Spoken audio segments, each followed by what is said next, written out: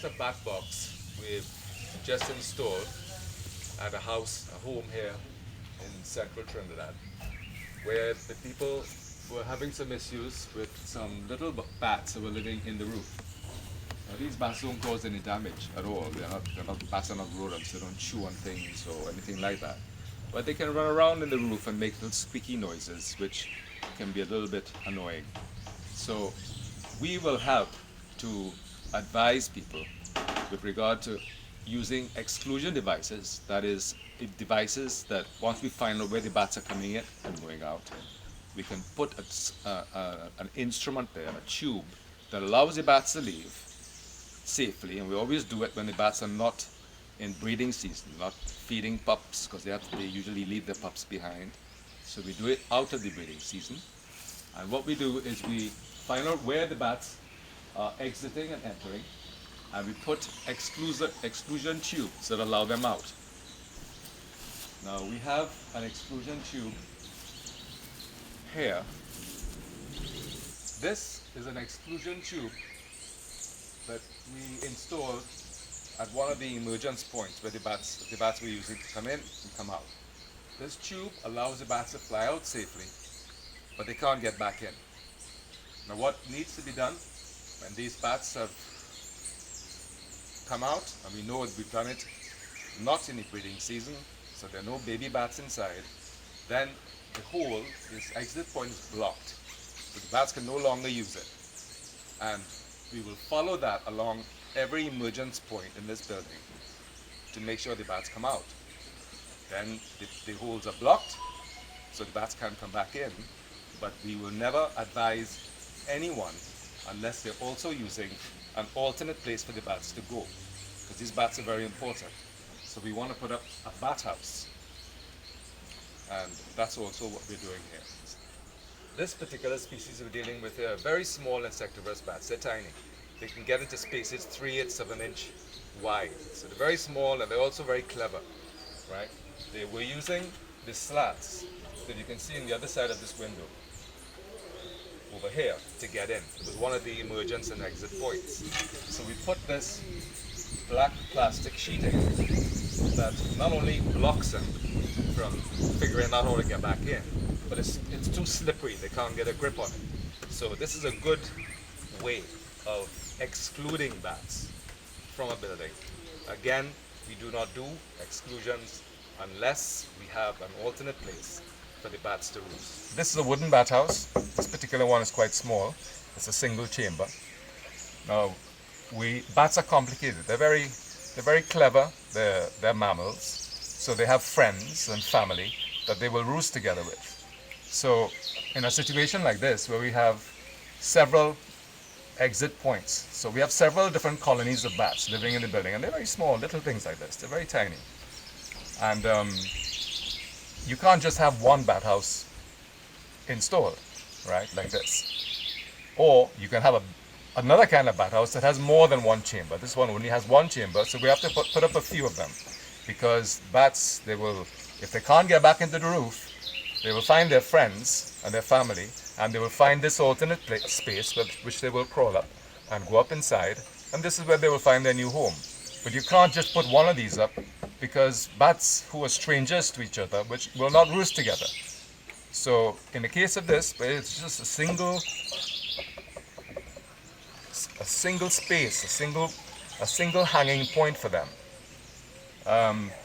is not enough for a situation like this. So sometimes what we do is put bigger boxes on poles which have 3 chambers or 4 chambers, so bats can segregate themselves according to family and friends, and they feel comfortable living there.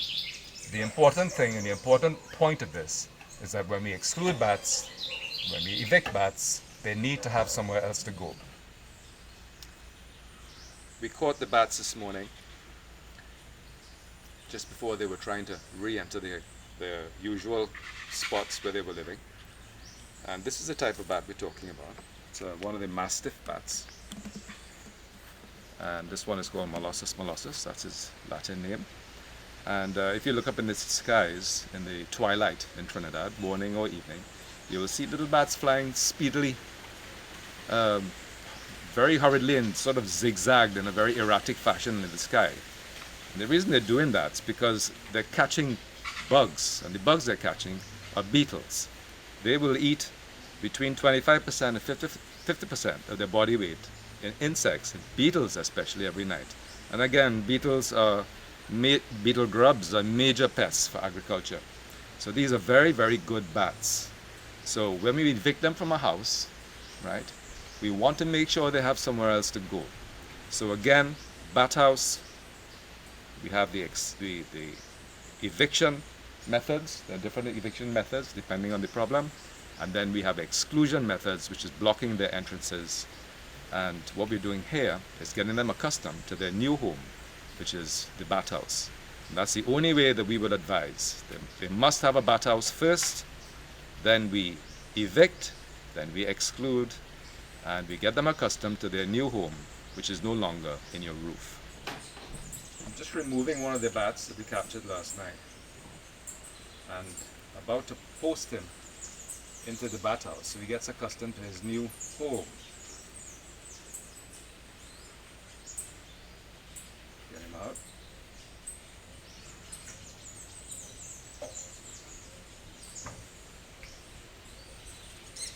And we've blocked a part of the area here so that he has only one passageway in. It's easier to control him that way.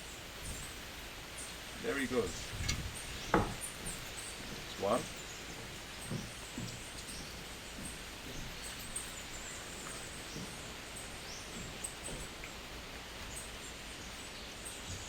You can see how small the bats are. Look, tiny little things. 5 grams, small.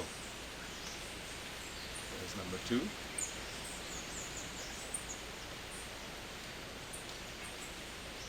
One.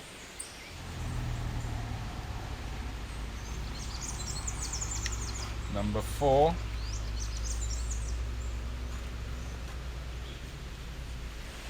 Okay, and this is number 17. The 17th bat we put into this particular little bat house.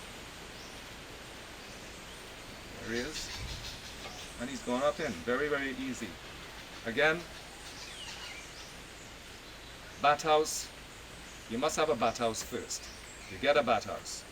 And then we do the exclusion, like the tubes showed you earlier. And then where we do the eviction, which are the tubes that allows them out. Doesn't allow them back in.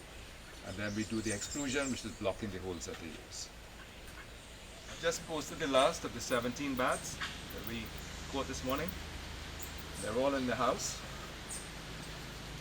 I removed this. This was what controlled where they went in. And all the bats are safely tucked away in their new little home, not bothering anybody.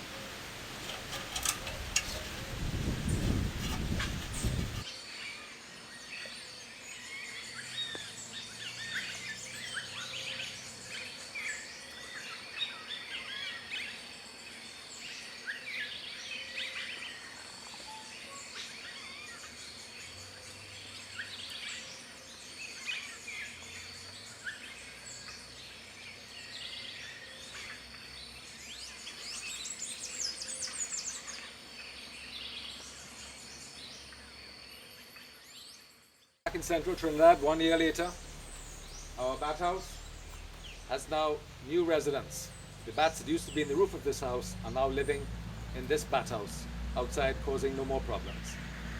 So a solution, or the solution to bats in buildings in Trinidad is to evict them, yes, but give them somewhere else to go, or else they just go to your neighbor's house and just harass somebody else.